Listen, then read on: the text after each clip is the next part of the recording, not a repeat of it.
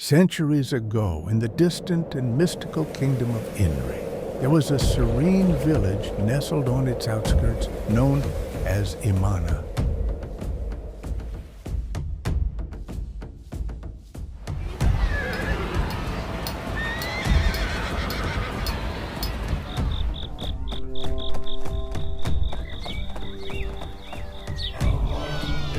In this peaceful village lived a radiant young girl named Somadina, cherished as the only daughter of Chief Azu of the Ammana tribe. Her spirit was free, her laughter endless, and her joy boundless.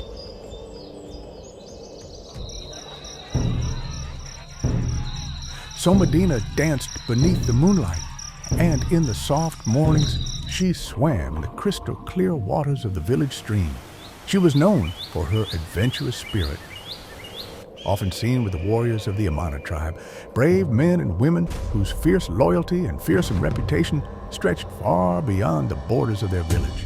The warriors, proud of their skills, took Somadina under their wing, entertaining her mischievous jokes, teaching her the art of the blade, the way of the bow, and recounting their quests in lands far beyond their own. Somadina listened in rapt attention, her eyes wide with wonder. Her father, Chief Azu, delighted by her interests, often took her on trips to neighboring kingdoms. He would tell Soma that her unquenchable curiosity is reminiscent of her mother, a woman who had shared the same sense of adventure. Somadina's heart swelled with mixed emotions whenever she heard this, for her mother had passed away giving birth to her, leaving Somadina with only stories and memories of a woman she had never known. Despite this, Somadina was content in the life she had, surrounded by her father's love and the warmth of her people. But peace, as always, was fleeting, and Chief Azu fell gravely ill.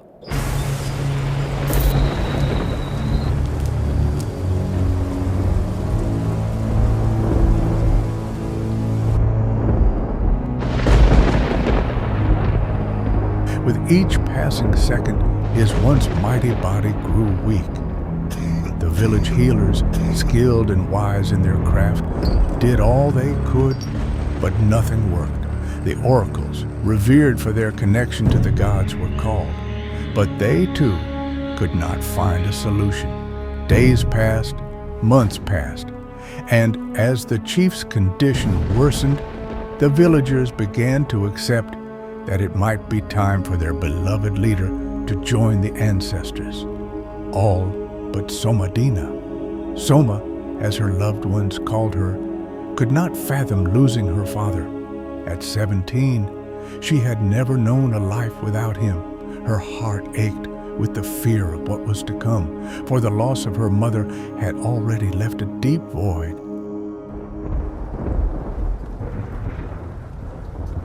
One day, as her grief weighed heavily upon her, Somadina recalled a frail old potter who sold his pots in the bustling city market.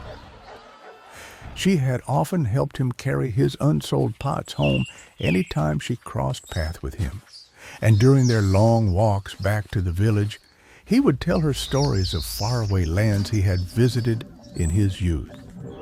Among his tales was one that caught her attention, of a distant land where some people who were gravely ill, even on the brink of death, disappeared for months, sometimes years, only to be seen again on the battlefield. They came back stronger, more agile, and free of any worries, as if death had never touched them at all. The potter had always spoken of this mysterious place with a wistful tone, hinting that the cure for her father may lay there. So Soma felt a deep pull to find him again. She had never been to his home before. Every time they walked back to the village together, he would thank her once they arrived at the village's intersection and insist she return before nightfall. Now, desperate for answers, Soma set out to find him. She first went to his usual stall in the bustling city market, but he was nowhere to be found. She searched the place where she always left him, but he was absent.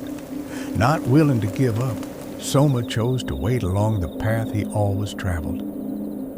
Days turned into weeks, yet the old man never appeared.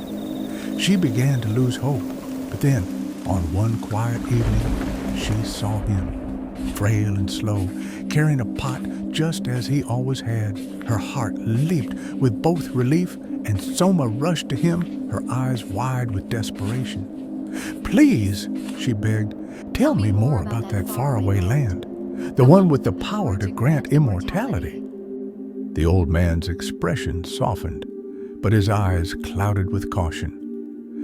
"Immortality is not something you should seek, child," he warned, his voice steady, his eyes unyielding. And with that, he left Soma alone in the desolate path. But Soma's longing was too strong, so she followed him home.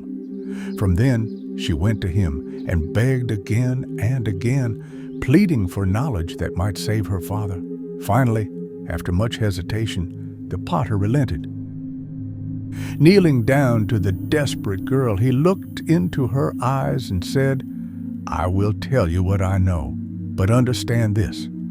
The cure you seek is far from the immortality potions of that land." With that, he invited her to his home, and Soma followed. There, in the quiet solitude of his humble dwelling, the old man began to tell her tales of the faraway land where he had been separated from his